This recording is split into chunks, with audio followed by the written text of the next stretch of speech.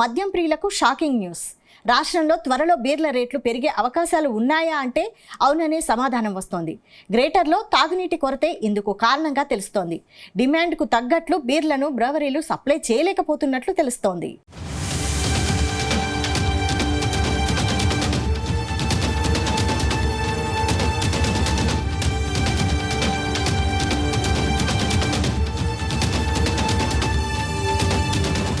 సమ్మర్లో చిల్ కావడానికి మందుబాబులకు ఉన్న బెస్ట్ ఆప్షన్ బీర్. వేసవిలో ఏటా కోట్ల రూపాయల బీర్లు అమ్ముడుపోతూ ఉంటాయి. అయితే ఈసారి మందుబాబులకు కష్టమేనంటున్నారు. తెలంగాణలో త్వరలో బీర్ల రేట్లకు రెక్కలు రానున్నట్లు తెలుస్తోంది. అందుకు గ్రేటర్ పరిధిలో తాగునీటి కొరతే కారణమంటున్నారు.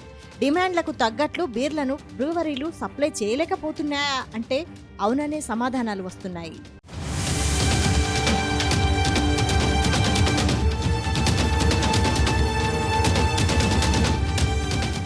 భూగర్భ జలాలు అడుగంటిపోవడంతో తెలంగాణలో నీటి కొరత తీవ్రంగా ఉంది.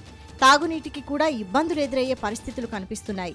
మరోవైపు బీర్ల తయారీపై కూడా నీటి కొరత ప్రభావం చూపుతోంది. గ్రేటర్లోని బీర్ల తయారీ కంపెనీలపై నీటి ఎద్దడి ఎఫెక్ట్ భారీగానే పడుతోంది. భూగర్భ జలాలు అడుగంటిపోవడంతో బీర్ల అమ్మకాలు, ఉత్పాదనపై పెను ప్రభావం చూపే అవకాశాలు కనిపిస్తున్నాయి.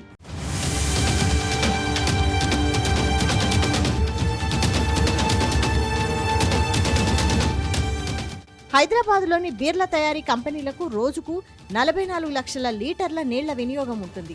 గత నెలలో 48,71,668 కేసుల బీర్ల విక్రయాలతో ఎక్సైజ్ శాఖకు 1,458 కోట్ల రాబడి వచ్చింది. అయితే డిమాండ్కు అనుగుణంగా బీర్లను బ్రూవరీలు సప్లై చేయలేని పరిస్థితి.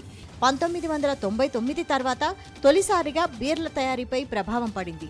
బీర్ల కొరతతో రేట్లు భారీగా పెరిగే అవకాశం ఉందని వ్యాపారులు చెబుతున్నారు. సింగూరు, మంజీరా జలాశయాల నుంచి 44 లక్షల లీటర్లు నీరు ఆయా బ్రూవరీలకు అవసరం ఉంటుంది.